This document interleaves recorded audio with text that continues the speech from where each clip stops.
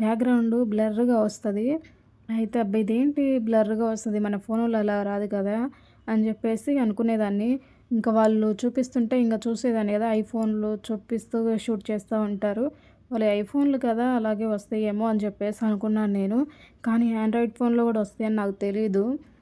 మనం video editing చేయగా తర్వాత ఇంకా నేను యూట్యూబ్‌లో గూడా వెతికాను. ఇలా బ్లర్‌గా రావాలంటే ఎలా ఏంటి అని చెప్పేసి నాకొక్క వీడియో కనిపించలేదు.